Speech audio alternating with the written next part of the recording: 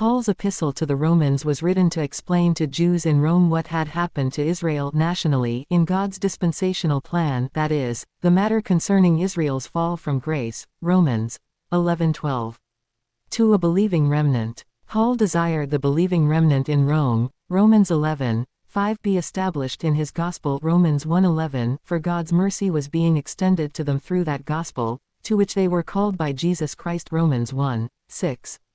It was for both the circumcision Jews and the uncircumcision their brethren of the seed of Abraham, being Gentiles in the flesh, called in Isaac, Romans 9:7-22-24.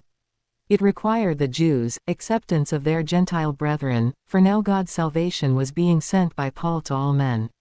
It enabled any man to be justified, declared righteous, by receiving his gospel, Romans 3:30, whereby the righteousness of God in Christ was imputed to them which believed, Romans 15:17.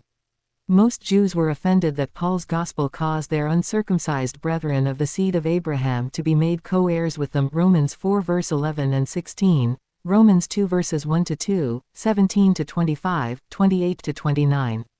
From faith to faith. This new arrangement was not a restoration of Israel nationally, but came as a result of the middle wall of partition having been broken down between all the seed, those which called Abraham their father.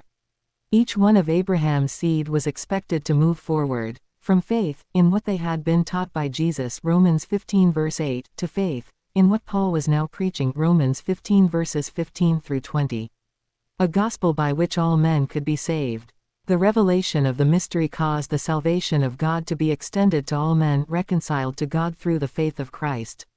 It was to be made known to all nations by the called saints at that time. Paul was debtor to both the Greeks, Greek-speaking Hebrews, and the barbarians, including all other languages, men of all nations, to both the wise, the called, and the unwise, not called, not equipped for the work, Romans 1 verse 14. The offering up of the Gentiles, acceptable, or not. The Jews, for the most part, were provoked to jealousy, Romans 11 verse 11, because of God's receiving of the rebellious seed. Being zealous of the law, most Jews rejected Paul's preaching. The law had no power to make them righteous, it only condemned them. Partakers of the benefit. Indeed, we gain much wisdom from that which Paul declared in this epistle, as in all epistles, when we pay attention to the historical context.